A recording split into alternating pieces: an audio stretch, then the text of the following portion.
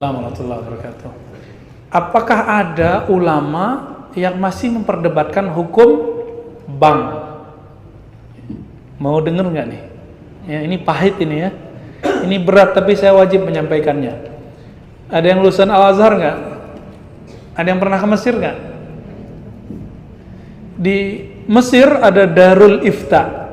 Darul Ifta itu lebih kuat daripada MUI karena MUI cuma kumpulan ormas. Fatwanya hanya bersifat himbauan, tapi Darul Ifta itu langsung diakui oleh negara. Itu di Mesir, ya, fatwanya itu langsung diakui oleh negara. Ulama Mesir tahun 82-83 mengeluarkan fatwa bank itu apapun namanya haram. Alasannya apa? Karena bertambah, ada yang bertambah bunga apapun namanya disebut dengan riba.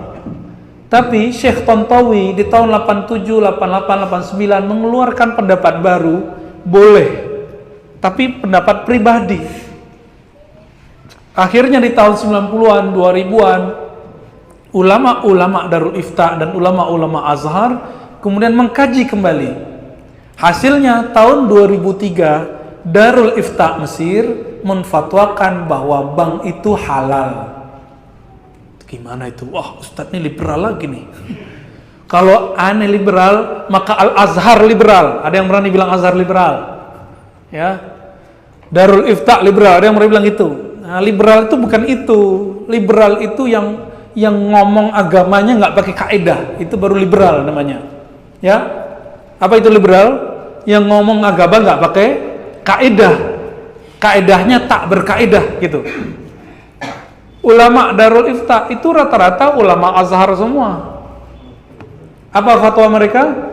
Bank itu sudah kami kaji lama, maka kami merevisi fatwa yang tahun 80-an itu. Jadi di kalangan ulama sendiri ada revisi. Masa yang bukan ulama maksain ulama? Ustadz kadang takut sama jamaah, akhirnya Ustadz terpaksa juga ikut-ikut sama selera jamaah. Tapi kata guru kami ya, menanggapi perdebatan itu, Syekh Ali Mustafa Yaqub, Kiai Ali Mustafa Yaqub itu punya buku. Ada ikan tuna kok pilih bawal gitu. Ada ikan apa yang gede-gede itu? Ikan kakap kok pilih teri. Maksudnya apa? Udah ada bank syariah kok masih terjebak bank konvensional, meskipun ada ulama yang membolehkan bank konvensional. Jadi gimana sikap kita terhadap persoalan bank? Karena ulamanya beda pendapat, maka antum harus siap-siap beda pendapat dan beda pendapatan. Ya. Lalu ada persoalan di sini ya. Saya melihat, memandang, meneliti, mengobservasi orang-orang yang mengharamkan bank, gerakan anti riba ini nggak kafah juga. Dia gerakan anti ATM, kredit, debit, bahkan anti bank syariah. Namun masih pakai fulus rupiah. Kalau berangkat haji pakai real dan dolar.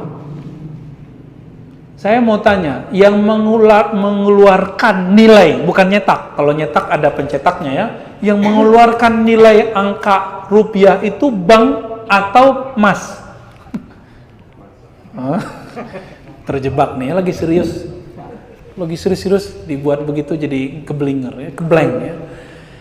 Yang buat itu bank atau bukan? Bank apa yang mengeluarkan nilainya? BI. Antum itu mengharamkan bank, tapi pakai produknya, itu tanda nggak paham hukum fikih dan kawaid fikih. Dalam kaidah fikih ada sebuah kaidah at-tabi'u tabi'un. Kalau kamu mengharamkan A, maka apapun yang dihasilkan dari A haram. Kalau kita haramkan bank, maka antum haram menggunakan ATM, haram menggunakan fulus kertas atau fulus koin ataupun elektronik, haram semua. Maka beragama jangan picik. Jangan picik. Oh, kita kembali ke dinar dan dirham. Allahu Akbar. Dinar itu diadopsi Rasulullah dari Romawi. Ya kan? Nabi aja bisa ngadopsi, masa ente nggak ngadopsi? Ini mau kembali ke zaman barter kali ya? No, zaman barter. Nauzubillah min dzalik.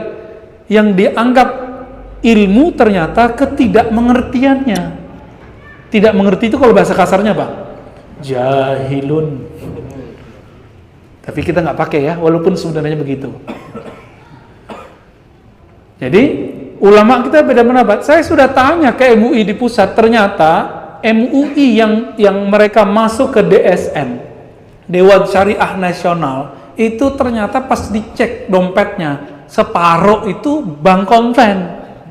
Tapi dia duduk di Dewan Syariah Nasional yang membawahi bank-bank syariah. Kan aneh.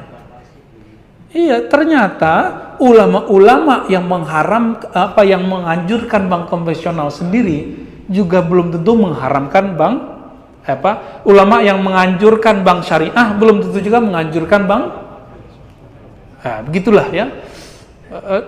Dia belum move on 100% gitu. Seandainya Indonesia ulamanya serius, ayo kita bareng-bareng tinggalkan bank syariah, bank konvensional. Hancur juga tuh. BUMN itu membawahi beberapa bank. Kalau kita tutup bank, bisa hancur negara ini.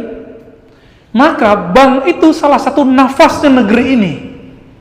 Antum percaya atau tidak? Buat jalan itu kalau gak ada bank gak jadi.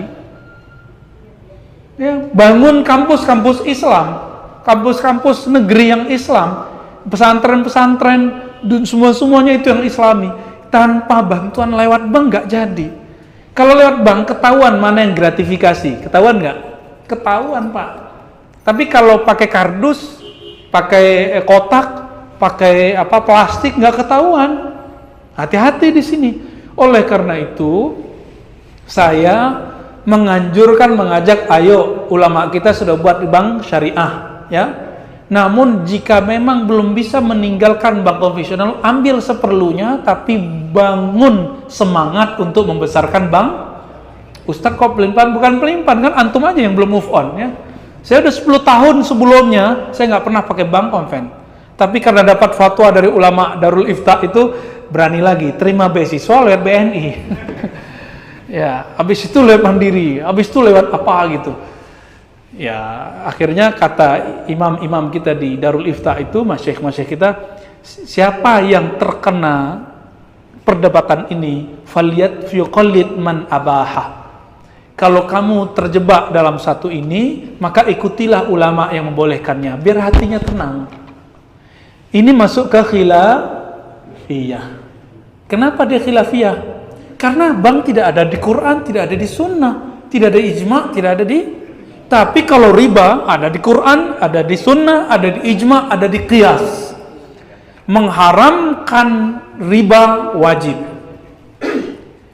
Menghalalkan riba diperdebatkan. Sampai kiamat nggak selesai. Jangan paksa orang deh ya. Jangan paksa orang. Ini ambiguitas orang-orang yang anti bank, kok masih pakai duit. Jangan pakai duit baru antum tuh pas gerakan anti ribawinya. Ya. Kira-kira begitu.